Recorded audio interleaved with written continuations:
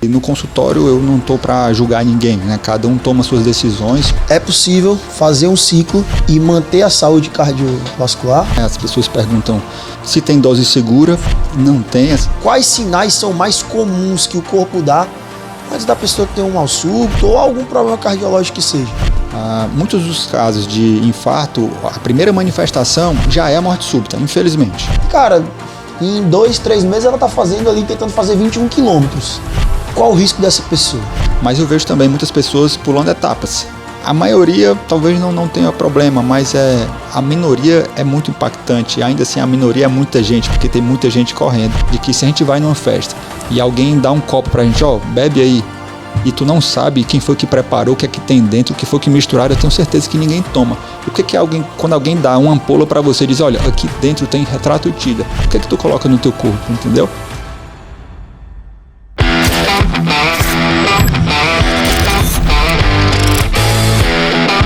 Sejam bem-vindos a mais um XSCast, o seu podcast semanal de saúde e performance. Eu sou Chico Gifone, Head Trainer da XS Team, e hoje você, o seu host, e temos aqui um convidado muito especial, tá? Ele que trabalha na área de cardiologia, e eu vou ler aqui um pouquinho algumas informações para apresentá-lo. Ele que é cardiologista esportivo, com uma formação muito sólida. Passou por clínica médica no IMIP, fez cardiologia no Instituto Dante Pazanese e tem especialização em ecocardiografia pelo Hospital de Messejana.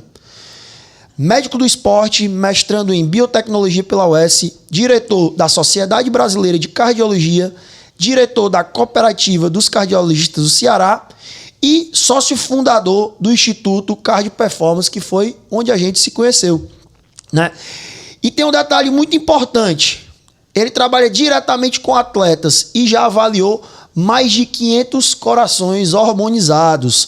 Possui também uma forte conexão com alto rendimento e com atuação ligada à pré-temporada do Fortaleza Esporte Clube. Seja bem-vindo, Dr. Carlos Abdias. Valeu, Chico. Seja bem-vindo, meu amigo. Obrigado pelo convite, é um prazer estar aqui. Massa. Cara, vamos começar falando de você.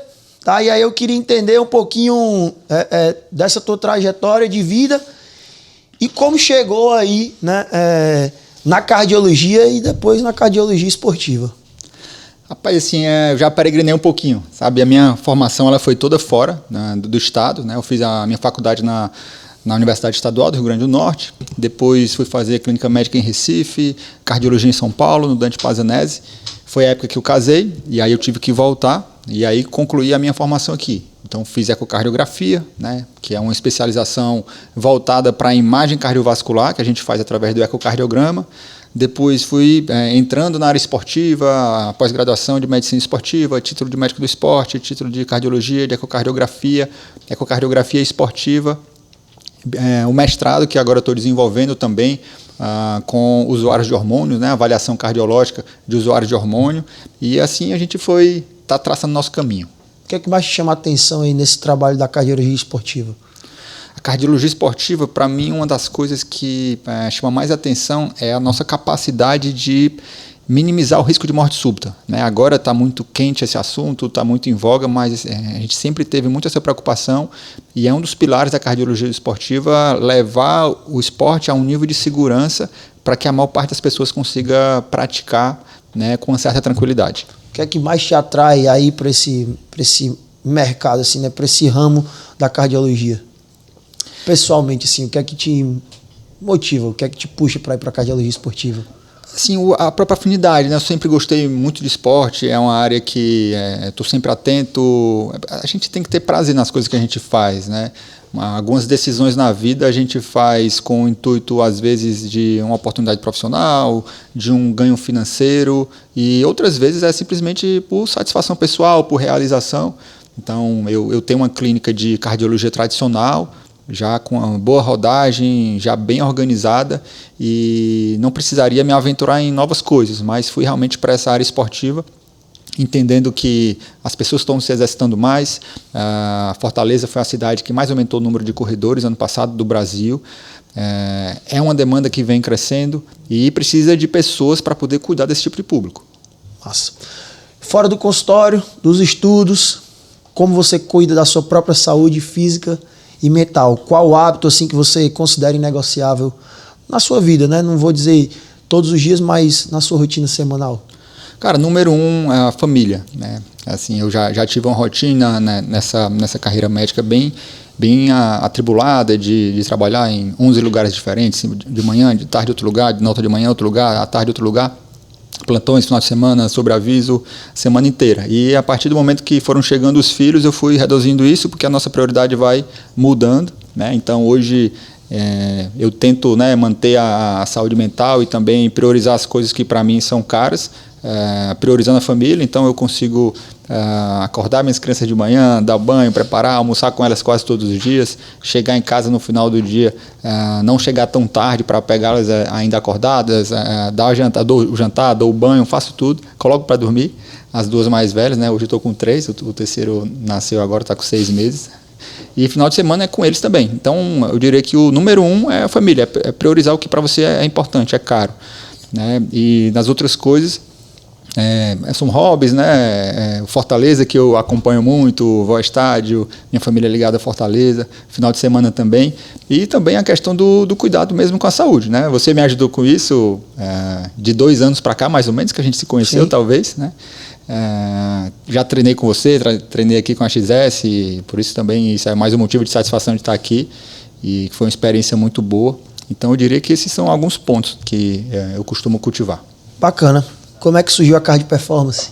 A Cardio Performance surgiu justamente nesse conceito de tentar sair um pouquinho do tradicional, da cardiologia tradicional, e tentar oferecer alguma coisa diferente para aquele indivíduo que está procurando o esporte, a atividade física, está querendo sair do sedentarismo, está querendo deixar de ser obeso, ou está querendo mais segurança naquela prática. Então foi realmente de tentar encontrar um nicho que é diferente, que está crescendo, que precisa de cuidado e que a gente consegue entregar com a tecnologia que a gente vem trazendo, oferecendo coisas inovadoras em cardiologia do esporte, medicina do esporte, coisas que as pessoas talvez não tenham experimentado ainda ou não tiveram acesso. A gente quer trazer isso e a gente quer trazer esse diferencial. Massa. Para quem está nos ouvindo e não conhece, o que exatamente é uma avaliação cardiológica esportiva e o que ela é de diferente de um cardio tradicional? Na cardiologia esportiva? Isso. A cardiologia esportiva trabalha muito com a avaliação pré-participação, a APP, né, que quando eu dou algumas aulas eu coloco a imagem de um paraquedas, a pessoa, né, não pulando de paraquedas, mas a pessoa se segurando no paraquedas, né, uma espécie de salva-vidas. Então, a avaliação pré-participação, ela atua, né, dessa forma, tentando identificar doenças que possivelmente a pessoa já tenha, ou controlando doenças que ela já saiba, ou que são identificadas ali naquele processo, porque a maioria dessas mortes súbitas, a maioria dos eventos cardiovasculares que acontecem no esporte, eles não acontecem do nada, né? Por mais que as pessoas digam, era tão saudável, isso aconteceu do nada, não é exatamente do nada. Um bom percentual das mortes súbitas acontecem por doenças que já existiam ali, e a pessoa não sabia, né? Teve um caso de uma menina que morou aqui, uma cearense, que faleceu numa prova de 21 km em São Paulo, e uma menina jovem, 30 e poucos anos, e ela tinha uma anomalia de coronárias, então ela nasceu com aquilo ali. A causa da morte não foi o esporte, não é o esporte que é perigoso. Muitas vezes o esporte, ele vem sim, quando leva o indivíduo ao limite, vem a instabilizar ou a aflorar uma condição que muitas vezes já está ali há muito tempo. Então, seria possível diagnosticar isso que ela tinha prévio e evitar que isso acontecesse? Dava para a gente... É claro que é difícil falar de casos pontuais que a gente não conhece o detalhe do detalhe, né? Mas uma anomalia de coronárias, que a anomalia de coronárias é quando há uma implantação anormal das coronárias. As coronárias são as artérias que irrigam e que alimentam o músculo cardíaco que sai da aorta. Então elas têm um lugarzinho bem especial onde elas saem da aorta para poder chegar no coração, e muitas vezes quando elas saem em um lugarzinho um pouquinho diferente, uma variaçãozinha anatômica daquela pessoa, às vezes ela pode passar por um trajetinho ali um pouco mais perigoso, por exemplo, entre as duas grandes artérias, que é a pulmonar e a aorta, e pode ser comprimida. Quando comprime, causa uma isquemia, pode levar a um infarto, pode levar a morte súbita.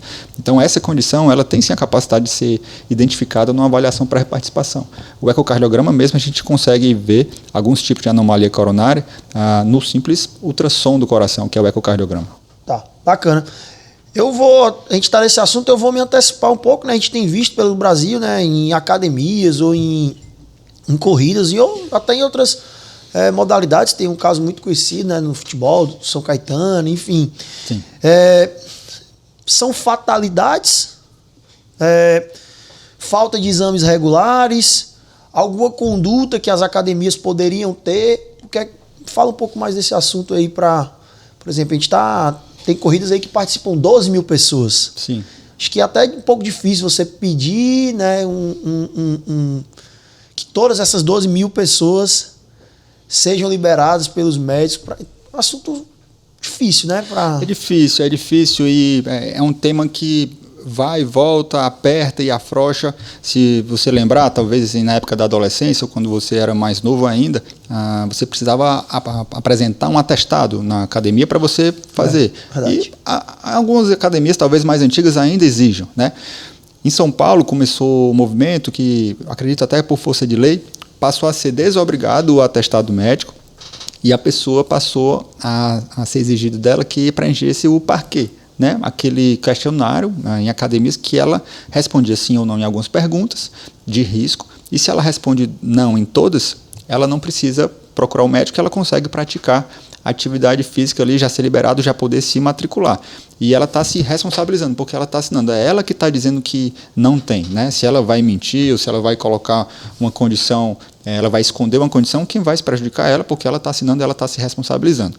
Isso não é errado, tá? Isso não é errado porque eu entendo e a sociedade médica também entende que o esporte ele tem que ser democrático e de fácil acesso. A gente não pode impor muitas barreiras para as pessoas praticarem atividade física. Até porque muitas pessoas não têm acesso a isso. Muitas pessoas não têm dinheiro para investir ou, de repente, passar no médico, fazer uma série de exames, mas tem uma praça do lado de casa, tem uma praia, enfim, tem o futebol que pode jogar com os amigos. Então, assim, a gente não pode impor tantas limitações. Mas o que é que a gente precisa? A gente precisa identificar quem são as pessoas de risco. O parquet funciona, não é uma triagem, mas cumpre um certo papel nisso. Mas, como a gente costuma dizer, pessoas de risco, pessoas de mais idade, acima de 35, 40 anos, pessoas que já têm alguma comorbidade, hipertensão, diabetes, cigarro, algum histórico familiar, ou qualquer pessoa que tenha sintoma na atividade física. Sintoma na atividade física é uma coisa, é sinal de alerta, tá? Vai fazer uma corridinha, tem dor no peito. Sensação de desmaio, batedeira no peito desproporcional. Essa pessoa não pode praticar, a menos que ela tenha passado já por uma avaliação e veja que isso não tem um sinal de gravidade maior. Então, existe aí esse conceito de a gente tentar identificar as pessoas mais graves. Nas corridas, né, realmente é um cenário novo que a gente vem também observando, porque está crescendo muito agora no Brasil, né, em Fortaleza especialmente também. E a gente tem visto os casos de morte súbita. Então, está crescendo os casos de morte súbita. O que a gente sabe nesse momento é que não, a proporção não está mudando. A proporção de morte súbita é mais ou menos de 1 para cada 100 mil. Tá? Claro que vai variar em alguns esportes, mas tem mais gente praticando e mais gente praticando sem avaliações. Então, vai aumentar o número absoluto, mas não o número relativo, né? A proporção. No sul do país, se eu não me engano, Curitiba, na maratona de lá, eles começaram um programa para tentar apertar mais esse cerco, né, que a gente conversou, que em alguns momentos aperta mais, outras afrouxa mais, e eles entraram com a proposta de vamos exigir um atestado de todo mundo. E aí no primeiro ano teve muita resistência, a gente já tinha passado por aquela barreira de exigir atestado, e a partir do segundo e terceiro ano passou a ser muito bem aceito, porque começou a identificar muitas doenças naquela população que estava indo praticar a meia maratona, o seu 10 km, seus 15 km. Então, eles conseguiram reduzir o número de eventos cardiovasculares com esse tipo de iniciativa. Claro que é uma coisa que tem que ter bom senso e você tem que pesar, porque realmente talvez no sul do país as pessoas tenham um pouco mais de condição e mais acesso, isso seja possível. Talvez aqui a gente precise amadurecer mais, mas é fato que quando a gente aumenta o nível de avaliação a gente protege mais as pessoas. A gente não pode subir tanto o muro, mas a gente também não pode descer tanto. Tem que encontrar ali um equilíbrio. Então, acho que, em resumo, Carlos, é assim, vamos incentivar, né, a prática esportiva e para quem tem condições, né, e para quem pode, buscar avaliação com o cardiologista para tá mais seguro. Cara, tu entrou em um detalhe que eu queria que tu aprofundasse um pouco mais. A gente tem um espaço de treinamento, sim, né, aqui na Wellness. Temos nossos profissionais que também estão em outras academias, tá? Existe algum sinal que o corpo dá, né? Seja dias antes, seja no momento, que o profissional ou a própria pessoa pode se atentar para evitar ou para buscar um hospital, enfim, um cardiologista? Quais sinais são mais comuns que o corpo dá antes da pessoa ter um mal súbito ou algum problema cardiológico que seja? Tá. E até puxando o gancho, eu acho que você ia falar isso também, você, na pergunta anterior, com relação às academias, né? Sim. Nas academias em Fortaleza, tem lei municipal já, tornando obrigatória a presença de um desfibrilador a partir de um certo número de pessoas, de fluxo. E aí não é nem só para academia, por exemplo, aeroporto, shopping, tudo isso tem muito fluxo de pessoas. Então, a partir de um determinado número, que vai me fugir a memória, mas eu acredito que entre 2 e 3 mil pessoas que circulem no mesmo ambiente por dia, você já deveria ter um desfibrilador. E aí isso aí é super importante para a prevenção da morte súbita e para principalmente você atender aquele indivíduo, aquele aluno, aquele cliente ou aquele desconhecido que sofre um colapso ali na sua frente, né? E é super importante também as equipes estarem treinadas para isso. Então isso é um fator. Aí só me lembra a última pergunta que você fez agora. Para saber se o corpo dá algum sinal, certo, né? Quais são os sinais comuns, né? Para você buscar um cardiologista, enfim, ou correr direto para uma emergência. Existe algum sinal naquele momento da atividade ou até no dia a dia mesmo que o corpo demonstra e que talvez faça você chamar mais atenção e se direcionar para buscar uma ajuda médica? A gente teve agora um caso super trágico, né, que foi do Henrique Maderite, né, que teve uma morte súbita em casa. Ele, pelo que o amigo fala, né, ele teve um mal-estar abdominal, um sintoma esquisito, foi tomar banho e aí depois já foi encontrado já falecido. Muitos dos casos de infarto, a primeira manifestação já é a morte súbita, infelizmente. Mas em outros tantos casos, o indivíduo vai ter a chance de apresentar alguns sintomas e ter a chance de chegar numa assistência. E o principal sintoma é a dor no peito, né? A dor no peito. Então, caso de dor no peito, de aforese, aquele cansaço desproporcional, às vezes você está ali observando uma pessoa um pouquinho mais de idade, 45, 50 anos, com aquela obesidade abdominal, às vezes a pessoa já é hipertensa, está fazendo atividade, está com aquele cansaço desproporcional, suando demais, com a frequência cardíaca muito exacerbada, aquele indivíduo ali já é um indivíduo de risco, né? E se ele apresenta realmente um desconforto, não precisa, muitas pessoas nem identificam o sintoma como dor, às vezes eles falam que é um desconforto, é uma coisa estranha, é um incômodo no peito que pode ser difuso pelo peito, geralmente não é uma coisa que a gente localiza com o dedo, né? Me mostra onde é que é tua dor. Minha dor é bem aqui, exatamente aqui. Geralmente isso não é do coração. E principalmente se, é aqui, deixa eu apertar aqui para ver como é que, tá dolorido. Geralmente isso não é do coração, isso aqui é mais superficial, é uma dor mecânica que a gente chama. Então, o coração ele tem uma manifestação sim, bem variada, né? Mas a dor no peito é o carro-chefe e que deve fazer a pessoa se sentir durante a atividade, deve interromper e procurar imediatamente um atendimento. Beleza. Quais são os principais riscos cardíacos, tá, que você encontra, ou quais são as principais alterações que você encontra nos praticantes de atividade física que aparentemente estão saudáveis aqui no seu consultório, enfim, na cardio, ou no seu outro ambiente de cardiologia tradicional que você me falou? As doenças silenciosas, principalmente, né? Tem muita gente que vai fazer um check-up e aí sai com diagnóstico de hipertensão, sai com diagnóstico de diabetes ou de colesterol alto. Aí tem as doenças mais raras. Teve um paciente que eu atendi para um check-up que tinha uma arritmia, que tinha uma anomalia elétrica no coração que pode predispor a ataques cardíacos e, em último caso, até morte súbita, que ele não sabia, né? Inclusive estava abusando de hormônios, essas coisas. Então, coisas que vêm ainda a potencializar o risco da pessoa, né? Então, a gente tenta buscar uma vida o mais equilibrada possível. Quando a gente começa a colocar algumas coisinhas extras e muitas vezes não tem uma condição de saúde tão boa, mesmo sem saber, essas coisas é o que pode ser substrato para um evento cardiovascular mais na frente. Beleza. Cara, muita gente acha que se eu corro, né, e não passo mal, tá tudo certo. Por que isso pode ser uma armadilha?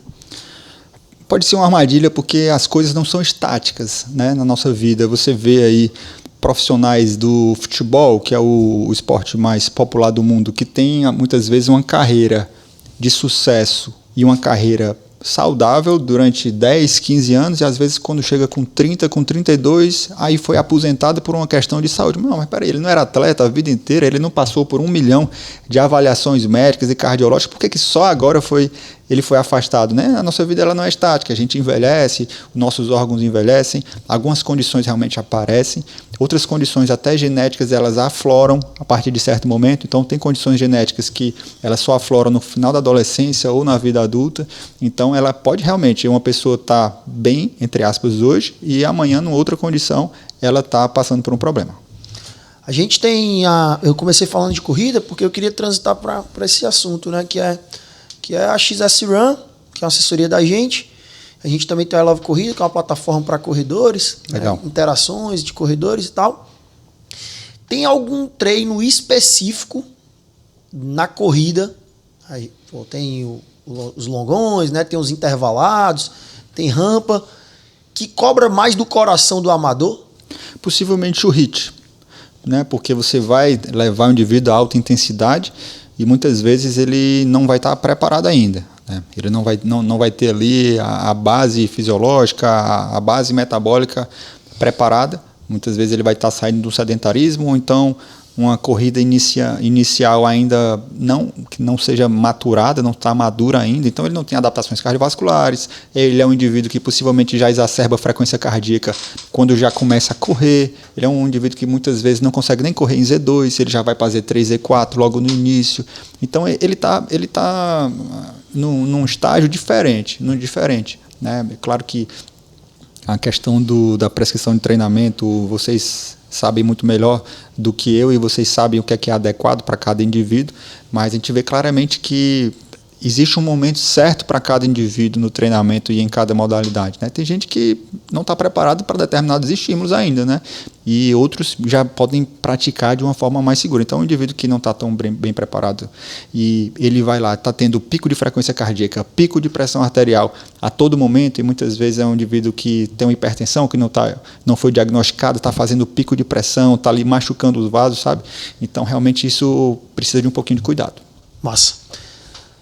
Vamos para a parte que eu estava curioso, né, e queria conversar contigo, que é a parte do pessoal harmonizado, né? Eu já trabalhei um bom tempo, né, com atletas de fisiculturismo, né, no passado. Sullivan também meu sócio, né? E aí eu comecei falando que você já avaliou mais de 500 corações harmonizados, né, mais ou menos. Então, muita gente faz utilização sem um acompanhamento, né? Desde o acompanhamento bioquímico mesmo, tem alguns que não fazem nem isso. Sim. E o cardiológico, muito menos, né? Quais são as principais alterações que você tem visto no coração desses adeptos quando tu faz o acompanhamento ali com estresse cardíaco, né? E eu acho que é o myocardial work, né? Exato. Eu acho. Primeiro fala um pouquinho desses exames e depois me fala o que é que tem encontrado de forma mais repetida nesses praticantes.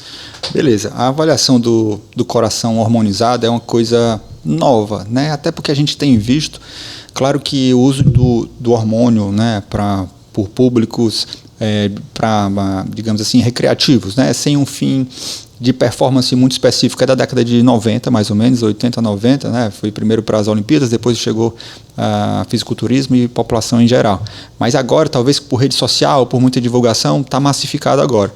Então a gente não tem ainda um fluxograma muito claro do que fazer para esse tipo de indivíduo. Mas o coração hormonizado, ele pode desenvolver uma cardiopatia que a gente já conhece, que é a cardiopatia tóxica, né? Existem algumas substâncias que são tóxicas para o coração, Por exemplo, o álcool ele é tóxico em altas doses de forma crônica, alguns quimioterápicos de mama especialmente são tóxicos para o coração, e o esteroide em altas doses também é tóxico. Então, é uma cardiopatia que a gente está vendo mais agora, é relativamente nova, mas é uma entidade que a gente já conhece. Então, a gente vem procurando utilizar o máximo de tecnologia possível para poder avaliar esses corações, porque muitas vezes as alterações elas não acontecem tão precocemente, pelo menos nos exames convencionais. Por exemplo, se eu fizer um eletrocardiograma, vai ser muito difícil identificar uma cardiopatia por esteroide através do eletrocardiograma, é muito pouco. No próprio ecocardiograma convencional, que é a ultrassom do coração, o que é que eu consigo ver? Eu consigo ver o tamanho do coração, eu consigo mensurar a massa, no caso, se tem hipertrofia ou se não tem, que é uma das principais alterações, e não passa muito disso. E a função, a força de contração, né, não passa muito disso. Então, hoje, há alguns anos, a gente tem uma metodologia chamada STRAIN. O STRAIN, ele é o rastreamento de pontos. O coração, quando a gente vê através de um ultrassom, no ecocardiograma, é uma imagem cinza, né? Cinza, branco e preto, são tons de cinza. E aquilo ali forma uma espécie de impressão digital do músculo cardíaco, né? Porque tem um pontinho aqui, e aí o software consegue rastrear esse ponto, e na hora que o coração encurta e ele estica sístole e diástole, ele consegue ver como o segmento do coração ele consegue encurtar e também esticar, como um bíceps ou qualquer músculo está fazendo ali um trabalho concêntrico e excêntrico. Então o STRAIN ele tem a capacidade de alterar primeiro do que achados estruturais que eu conseguiria ver a olho nu, humano, ao ecocardiograma. Então o STRAIN ele me dá precocidade. Então, até puxando a sua pergunta, o que é que eu vejo mais? Um dos mais precoces é a alteração do STRAIN. Muitas vezes antes da hipertrofia, antes do coração dilatar, antes do coração perder força de contração, antes dele entrar em disfunção, antes dele entrar em falência, ele vai alterar o STRAIN.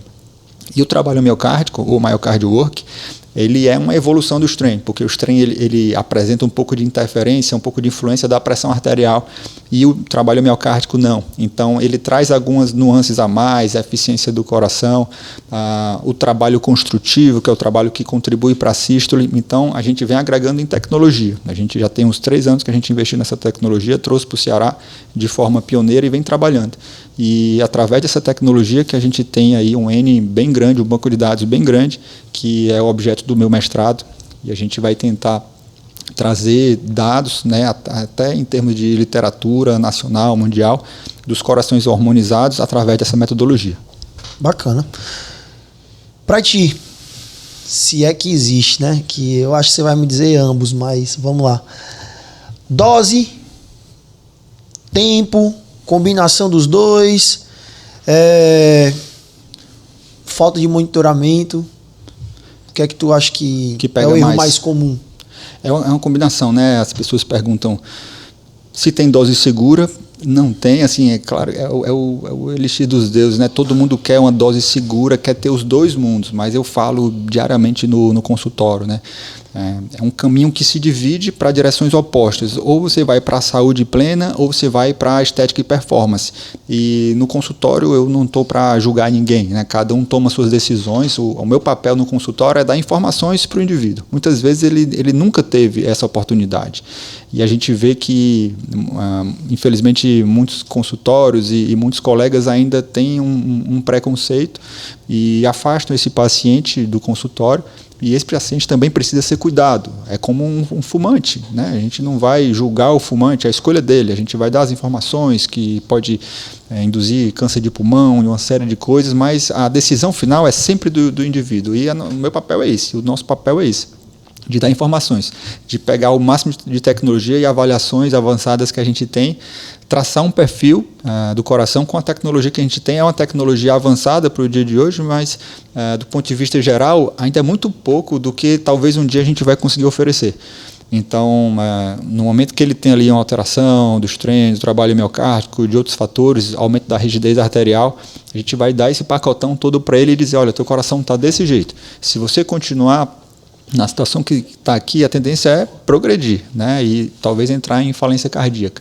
Então, eu dou essa informação para ele e muitas vezes ele realmente quer voltar, porque muitas vezes a pessoa tem um estilo de vida de atleta, come bem, tem o shape legal, tem bons hábitos, com exceção do esteroide, e ele tem realmente uma percepção de que ele vive saúde plena. E muitas vezes a gente precisa trazer para a realidade e mostrar, olha, não é bem assim, né? Existem realmente essas diferenças.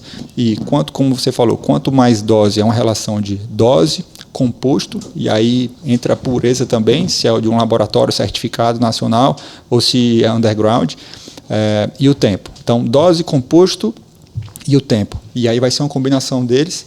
Claro que existem alguns compostos que a gente vê uma agressividade maior, como trembolona, mas todos os esteroides androgênicos, em dose suprafisiológica, ele vai ter um grau ali de cardiotoxicidade.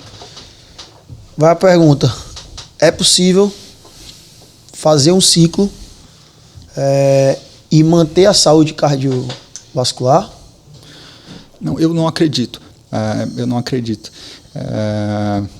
Estudos em ratos, por exemplo, mostram que após 3 semanas do uso do esteroide, já há alterações do ponto de vista elétrico. Se traçar um eletrocardiograma, já vai ter alterações ali do ponto de vista elétrico do coração. Algumas alterações, como a alteração do músculo, do miocárdio, o coração ele tem alguns sistemas, né? Ele tem o sistema muscular, do músculo propriamente dito, o sistema elétrico, o sistema hemodinâmico, vascular, né? Então, o miocárdio, o tecido muscular, ele vai demorar um pouquinho mais para aparecer. E é a avaliação que a gente faz. Então, por mais precoce que seja essa nossa tecnologia, ainda demora um pouquinho para aparecer. Então, muitas vezes eu não faço exame com menos de 6 meses de uso do indivíduo estar usando, porque antes disso eu não vou ter propriedade, eu não vou ter capacidade de identificar possíveis alterações. Muitas vezes eu espero, já que ele já está usando ali, vamos avaliar com 6 meses. Ou então, se está bem no comecinho, vamos avaliar agora para a gente ter um momento zero, para a gente poder comparar depois, porque a gente precisa de um filme, né? Muitas vezes uma avaliação ali é uma foto, mas a gente não sabe para que lado está. Se está estável, se está piorando, se está melhorando. Melhorando seria difícil, seria mais se a pessoa estivesse reduzindo. Então a gente precisa de uma avaliação seriada para identificar para que lado esse coração está indo. Vamos mudar agora para falar um pouquinho da tua relação aí com Fortaleza? Bora. Como é que começou essa relação aí com Fortaleza? Rapaz, começou de berço, né? Porque meu avô foi presidente, meus 2 avós, na verdade, um foi diretor, outro foi presidente, então vem de berço. Meu avô faleceu no passado, teve lá a homenagem no Castelão e tudo, e foi muito relevante e muito importante para mim e para minha família. Então a gente tem uma relação muito forte, muito intrínseca aí com Fortaleza. E a gente vem se aproximando do clube, né? Desde o ano passado a gente vem fazendo as avaliações pré-participação e pré-temporada do time principal e tem sido muito satisfatório. Qual o maior desafio em trabalhar com esses atletas de alto rendimento do futebol? É tentar fazer realmente a diferença, poder identificar situações, porque o alto rendimento realmente é o detalhe que um indivíduo, um atleta vira um expoente, que consegue um resultado surpreendente, e também é um detalhe que pode ter um efeito oposto, de precisar de repente dar uma segurada, de investigar um pouquinho mais. Então, para o alto rendimento a gente precisa também de alta tecnologia, de uma avaliação robusta. Muitas vezes, não apenas no futebol, mas em diversas situações, atletas tentando fazer o básico, ou então fazer o mínimo possível. A gente vê, por exemplo, indivíduos que vão fazer um TAF, por exemplo, né? Um teste para as forças policiais, e muitas vezes eles querem ali, me dá aqui uma assinatura para eu liberar para poder fazer. Eles não entendem que aquela liberação muitas vezes pode ser o que vai salvar a vida dele. Talvez tire ele da prova, talvez tire ele até do concurso, mas talvez salve a vida dele. Muitas vezes as pessoas veem como uma etapa burocrática. Então essa avaliação cardiológica esportiva realmente tem essa capacidade. Infelizmente alguns vão ter que ser reprovados, vão ter que ser afastados, mas muitas vezes é isso que vai salvar a vida deles. E aí no esporte de alto rendimento é ainda mais desafiador, porque envolve uma carreira, muitas vezes um indivíduo ali com um valor agregado alto, que muitas vezes um clube pagou, né, muito dinheiro, ou então que existe um patrocinador por trás, e a gente tem esse papel de tentar separar as coisas e avaliar a segurança do indivíduo e a capacidade dele de praticar um esporte de forma segura. A gente sabe que parar um atleta custa performance, custa dinheiro, né, para o clube. Mas insistir custa saúde, né? Pode custar a vida. Já chegou em algum momento precisar intervir em algum atleta que tanto performava, como ganhava a vida com isso, chegou a ter que parar? E aí eu vou levar mais à frente, né? Tanto no Fortaleza como em outro clube ou em algum momento da tua carreira? E em alguns momentos, às vezes atleta que vem de fora, que às vezes um empresário traz, né? Às vezes um empresário traz, o atleta que eu fui buscar lá no Amazonas, lá no estado tal, acho que ele tem potencial e tal. E aí muitas vezes a família tem que custear uma primeira avaliação até passar por uma peneira no clube, né? E muitas vezes a gente encontra algumas alterações que infelizmente o atleta ele não vai poder seguir na carreira. Quais os pontos mais críticos numa pré-temporada do ponto de vista cardíaco? Do ponto de vista cardíaco, às vezes o atleta ele não está numa condição boa, né? Muitas vezes ele não tá conseguindo dar o seu máximo ali em termos de performance. A gente precisa entender também esse momento. Muitas vezes a gente entende esse momento como realmente a questão de segurança, para ver se está tudo bem com esse coração, e mais na frente a gente vai poder fazer um teste realmente de performance para ver como foi que ele evoluiu. É sempre legal ter aquele momento zero, né? Aquele momento, às vezes o indivíduo vai fazer uma maratona, né? Vai fazer uma prova de uma alta demanda, e a gente pode fazer no início do ciclo e também no final, até para poder você ver como foi que ele se comportou, quais adaptações cardiológicas ele apresentou, será que ele conseguiu baixar a frequência cardíaca de repouso, como é que ficou a variabilidade da frequência cardíaca, como é que ficou a variação da pressão arterial dele no treinamento, para onde foi o VO2 dele, né? Ele realmente teve uma ampliação desse VO2 de uma forma significativa. Então é muito legal ver essa evolução. Muitas vezes na pré-temporada ele não vai estar na melhor condição, mas é importante para a gente ter um marco dele, e depois lá no final, depois que ele fez o dever de casa, fez o treinamento completo, que ele está ali talvez no polimento, pronto para a competição, a gente vê essa diferença. Eu falei basicamente assim, de precaução, né? Assim, de saúde, sempre preocupação com o que pode acontecer. Mas vamos pegar aqui o Fortaleza, né? O que a Cardio Performance consegue entregar de performance realmente para esse atleta? Como é que ela pode ajudar o treinador, né? O preparador físico, nessa temporada que vai vir à frente depois dessas avaliações que o time do Fortaleza faz com vocês? A gente já fez essa avaliação, né? Todo mundo aprovado, tudo certinho, mas de uma forma geral, quando a gente vai fazer uma avaliação de pré-temporada para um esportista de modalidade individual ou de coletivo, a gente vai fazer uma avaliação clínica, né, um eletrocardiograma, ver como é que está a pressão, identificar a fatura de risco que tenha, fatores familiares, se tem sopro, se não tem, se clinicamente ele está ok.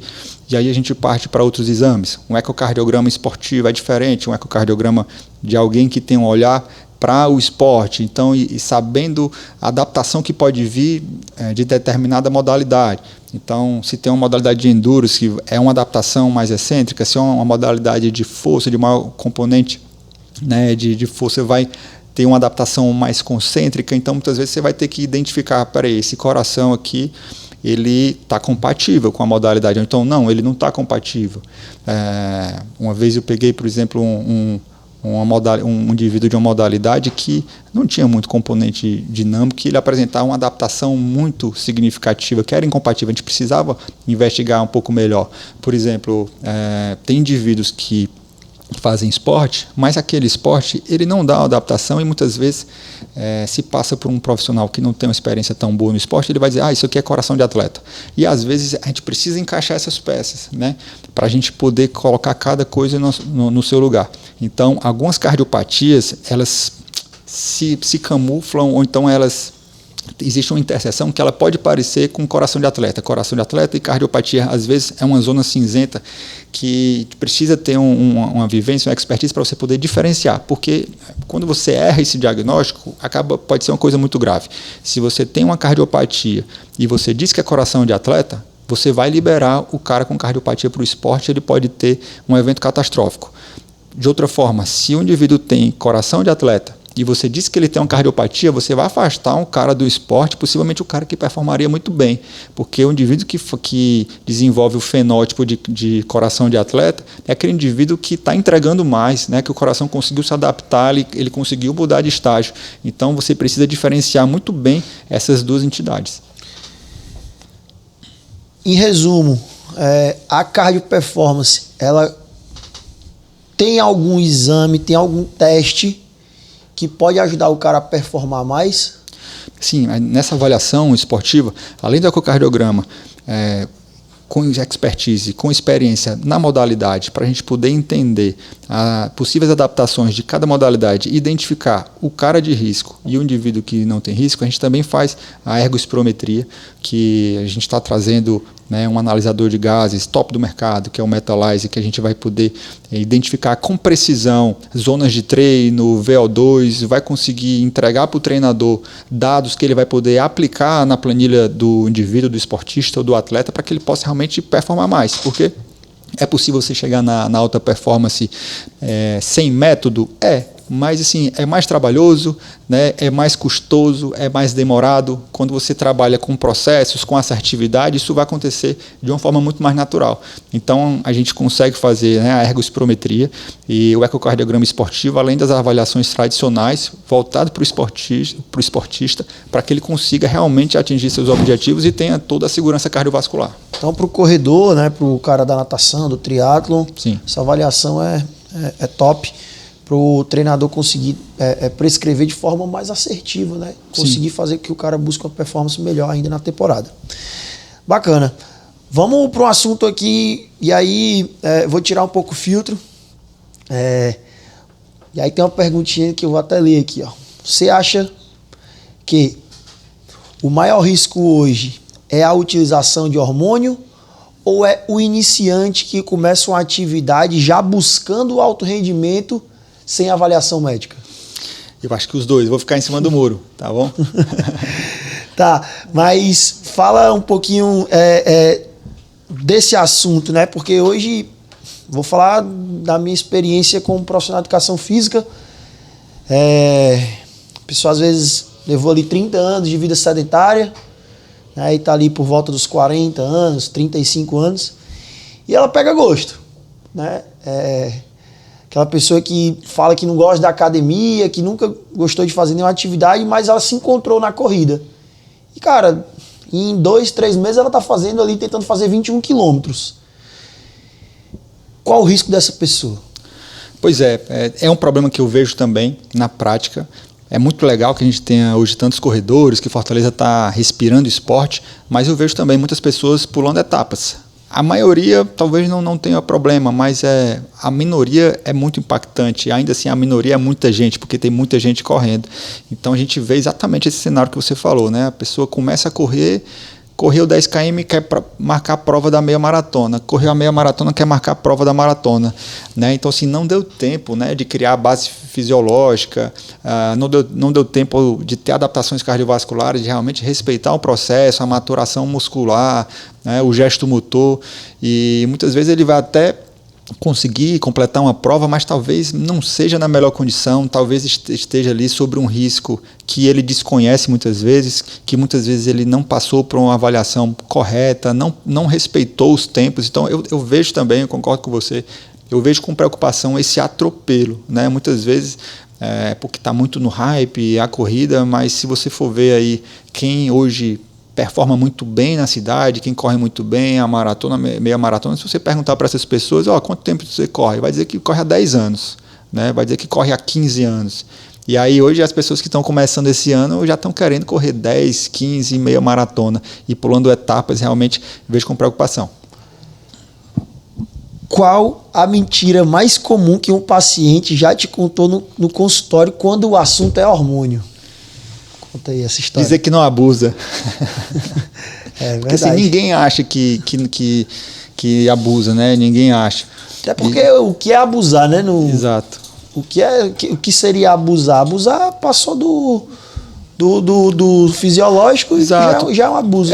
Já é realmente uma dose que é tóxica, já é uma dose que é tóxica, então a gente já pode considerar abuso, já existem alterações que a gente vai conseguir perceber nesse nível de avaliação que a gente consegue fazer. E muitas vezes as pessoas querem realmente pegar o melhor dos dois mundos, e a gente sabe que na maioria das vezes isso não vai dar certo. Mas assim, a gente tenta acolher ao máximo, né? Como eu disse, a gente não está ali para julgar, a gente está ali para ajudar, e qualquer redução que o indivíduo consiga ter vai ter benefício para o coração, né? Então assim, ele também não pode achar que se não parar é mesmo que nada, é isso aí mesmo. Não, o coração vai colher benefícios, né? É como álcool, é como cigarro. Quanto menor a carga do agressor ali, você vai ter um benefício, sem dúvida. E muitas vezes as pessoas elas não estão preparadas para parar de imediato, e eu nem exijo isso delas, né? A gente tenta traçar um caminho que ele vai ter que percorrer. Ele já teve tantos benefícios na cabeça dele com relação a estilo de vida, a estética, a autoestima, que parar de uma vez é difícil, e muitas vezes, se a gente é muito incisivo, às vezes ele simplesmente abandona e continua por um caminho ali mais obscuro, mais sozinho, mais sem ajuda. Então, se ele consegue reduzir a carga ali no primeiro contato, das próximas vezes a gente vai acompanhando, ver como é que esse coração reage. Depois a gente vê, olha, eu acho que dá para melhorar mais um pouquinho, né? Até que a gente realmente consegue chegar num nível de saúde mais aceitável e que o coração vai sofrer menos. Isso é até uma coisa que eu ia te perguntar, se alguém, em algum momento, você falou assim, cara, tem que parar. Sim, vários. E esse cara falou, não vou parar. Como é que é a condução assim com esse cara? Tu falou um pouco, mas aprofunda um pouco mais isso, porque... Cara, acho que essa sensibilidade é muito importante, sim. Né, cara, da parte do médico. Não é só dar o diagnóstico, sim, né? Sim, o que eu falei, né, de tentar dar informações, tome a sua decisão e tal. Muitas vezes a gente faz isso tentando ser o mais acolhedor possível, respeitar processos ali, e muitas vezes nos casos mais iniciais, né? Existem casos que são mais avançados, mais graves, que a gente precisa ser muito taxativo, e aí a gente precisa ser mais incisivo. Tem pessoas que já chegam com o coração fraco, né? Já chegam com disfunção cardíaca. Um dos parâmetros mais conhecidos e mais importantes do ecocardiograma convencional é a fração de ejeção. É o tanto que o coração consegue ejetar de sangue. Então, imagina que um coração, um ventrículo esquerdo, tenha 100 ml de sangue dentro dele no final da diástole, quando ele está mais cheio. Quando ele contrai e ele consegue expelir, ejetar 60 ml, então a fração de ejeção dele é 60%, uma fração de ejeção normal. O coração com disfunção, iniciando uma falência, ele tem menos de 50% de fração de ejeção. Então, esse aí já é um cardiopata, e ele vai ser para o resto da vida. Hoje em dia, com os medicamentos que a gente consegue até melhorar isso, melhorar o funcionamento e muitas vezes até recuperar a fração de ejeção. Mas esse coração, ele não vai ser normal, ele não vai deixar de ser doente nunca mais na vida. Ele vai precisar tomar remédio para o resto da vida, né? Então, para esse tipo de indivíduo, a gente fala, olha, você precisa parar de imediato. Já vamos começar uma TPC aqui de imediato, porque você precisa, no mínimo, chegar a nível fisiológico, se não tirar tudo, de uma forma muito rápida, porque aí existe um risco grande do seu coração dilatar mais, de você ter arritmias sustentadas, arritmias até potencialmente fatais ou até morte súbita. Então, o que eu falei antes foi mais para casos iniciais, né? Existem realmente casos que a gente precisa ser muito taxativo, que ou para, ou então o caminho pode ser imprevisível. E tem pessoas que acabam seguindo? Tem pessoas, eu tenho os dois públicos, né? Na área médica tem muita gente que no começo era muito cético, dizer, não, para que você vai atender esse tipo de público? Eles não vão parar, eles vão continuar de todo jeito. E o que a gente percebe é que, dando informação, respeitando esse tipo de indivíduo, mostrando a situação de uma forma muito transparente, muitos deles tomam a decisão de realmente de retirar por ver que está fazendo mal. Mas, infelizmente, tem alguns casos, e talvez alguns casos que eu precisava muito que retirasse pelo risco cardiovascular. Muitas vezes o paciente ele não se dá conta da gravidade que é aquilo ali, de que ele realmente precisa tirar. Então, eu tenho pacientes ou ex-pacientes que têm o coração já numa condição avançada e que não tirou o hormônio, talvez por não ter acreditado que realmente era uma alteração relevante, que aquilo ali vai colocar ele em risco. No alto rendimento, rola uma pressãozinha para liberar o atleta logo? E como é que é segurar essa bronca aí com o empresário, com diretores, enfim? A gente precisa, realmente, né, existe ali é uma situação mais delicada, porque a alta performance, né, tem muita responsabilidade, mas a gente precisa separar muito bem a questão médica da questão comercial, financeira, etc. Né? A gente precisa tentar separar as coisas, porque se não pode, não pode. Né? É a questão da segurança do atleta. A gente não pode flexibilizar algumas coisas que podem colocar o atleta em risco. A gente entende tudo que está em volta e a gente tenta municiar das melhores informações. Mas se existe ali uma informação mais crucial que coloca o indivíduo em risco, a gente precisa ser muito claro e passar essa informação para o empresário, para o pai do atleta, ou enfim, para a instituição que ele está atrelado, para que exista uma condição ali que precisa ter cuidado. Bacana. Cara, a gente está chegando no fim, tá? E eu queria fazer um bate-bola contigo. Bora. Perguntinha rápida, resposta rápida, tá certo? Sem muita enrolação. Sem muita enrolação. Maior erro de quem começa a treinar sério ou treinar pesado? Talvez não respeitar os processos, né? Bem rápido, né? Talvez seja isso. Não buscar cardio performance. Boa. Né? Se você tivesse que definir seu trabalho em uma frase, qual seria? Possibilitar o treino de forma segura do ponto de vista cardiovascular. Um exame que você acha que o atleta amador deveria respeitar mais? Eletrocardiograma. Um hábito simples que mais melhora a saúde do coração?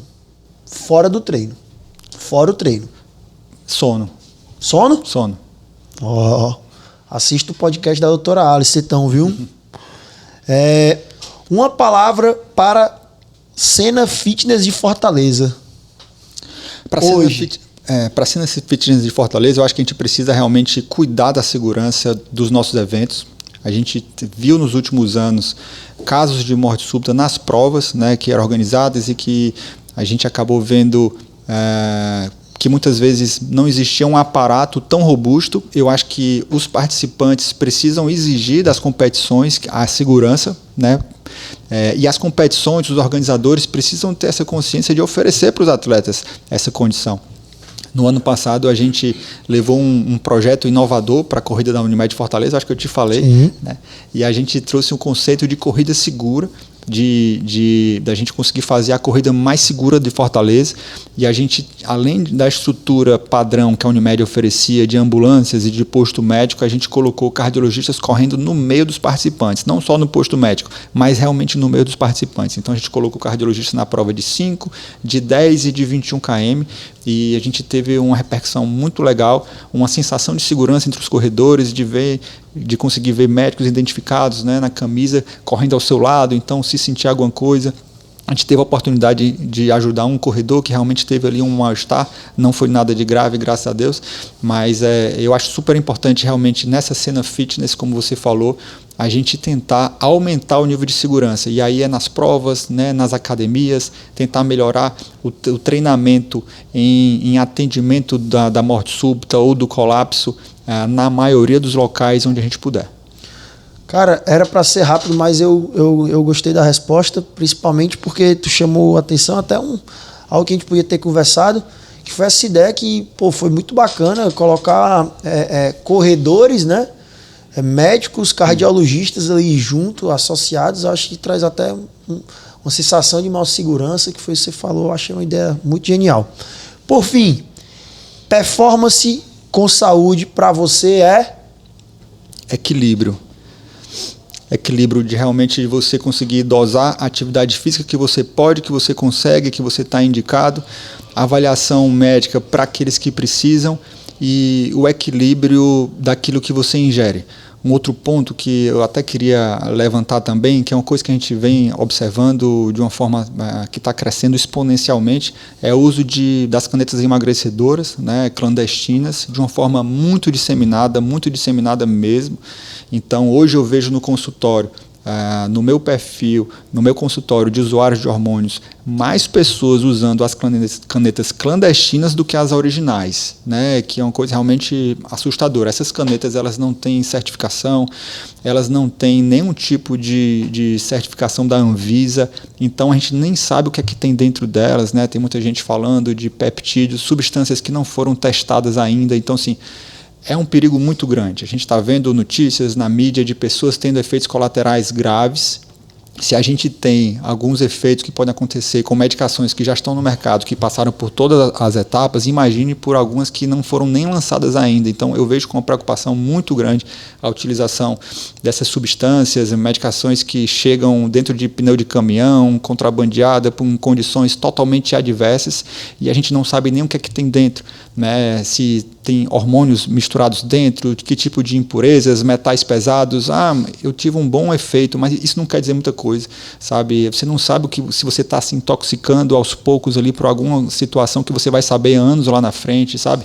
Eu acho que a gente precisa respeitar o tempo das coisas, sabe? Essas medicações inovadoras e super revolucionárias, elas vão chegar no mercado. Se elas forem seguras, elas vão chegar, elas vão passar por todas as etapas e elas vão chegar para a gente. Eu acho que a gente não precisa se antecipar a isso. A gente não precisa se colocar em risco para ter um resultado, sabe, sem nenhum tipo de segurança, sem certificação. Eu costumo muito fazer uma comparação de que se a gente vai numa festa e alguém dá um copo para a gente, bebe aí, e tu não sabe quem foi que preparou, o que é que tem dentro, o que foi que misturaram, eu tenho certeza que ninguém toma. E por que quando alguém dá uma ampola para você, diz, olha, aqui dentro tem retrato tida, por que tu coloca no teu corpo, entendeu? Então eu vejo uma situação muito dramática nesse aspecto. Eu queria pegar o gancho e falar que assim, se a gente recordar há 15, 20 anos atrás, né? Era difícil você ter um médico responsável para estar fazendo um suporte em um acompanhamento de emagrecimento. Sim. Hoje não é a realidade, né? Então essas medicações estão nas farmácias, tem médicos especialistas para te ajudar nesse processo de emagrecimento, e foi muito bom ter chamado a atenção, porque isso é saúde pública, de verdade, né? E tu fez uma comparação muito legal. Sim. Os pais da gente falavam, não aceita nenhum bombom numa festa, né? E aí, hoje as pessoas estão utilizando recebendo de uma pessoa desconhecida uma medicação que pode trazer algum efeito colateral, como até a morte. Exatamente. Cara, eu queria agradecer bastante quem está nos assistindo, em especial você, e queria deixar aqui um presentinho, uma xícara, uma pequena lembrança. Vou pegar aqui com o Gustavo.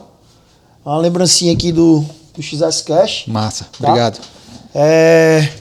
E aí, cara, queria deixar um espaço aqui para você, para falar um pouco da Cardio Performance, enfim. Então fica com esse espaço aí para finalizar e deixa teu agradecimento. Bom, primeiramente agradecer a oportunidade, vocês são parceiros nossos, desde que a gente se conheceu, a gente sempre teve uma relação muito legal, de respeito, de parceria, né? E eu costumo dizer que, assim, nesse mercado fitness que a gente atua, quando a gente atua com respeito, com parceria, né, com verdade, com todo mundo tentando se ajudar, sabendo que o mercado é gigante, não existe concorrência, né? Acho que todo mundo se ajuda e tem para todo mundo. E foi uma coisa que a gente sempre teve de vocês, essa parceria, essa transparência, e que vocês são nossos parceiros, né? Que a gente sempre indica vocês também pela qualidade de vocês, pela seriedade, né, pela decência. Então, e a gente também se coloca à disposição na Cardio Performance, que a gente atua um pouquinho diferente, mais voltado, né, realmente para a cardiologia esportiva, para a medicina do esporte. Lá a gente consegue trazer soluções para o indivíduo que está querendo começar o esporte do ponto de vista de teste de performance, teste cardiológico, e a gente fica à disposição. E para permanecer essa parceria, a gente agradece demais aí a oportunidade de poder conversar um pouquinho sobre cardiologia do esporte aqui. Bacana. Então, e aí, curtiu o episódio? Inscreve no nosso canal, ativa as notificações para não perder os próximos episódios. E galera, não deixa de seguir o Dr. Carlos Abdias, a Cardio Performance, não deixa de seguir eu, Chico Gifone, I Love Corrida, XS Team Personal, XS Team Run, XS Team Wellness Club e XS Team Suplementos. É isso, valeu por ouvir e até a próxima.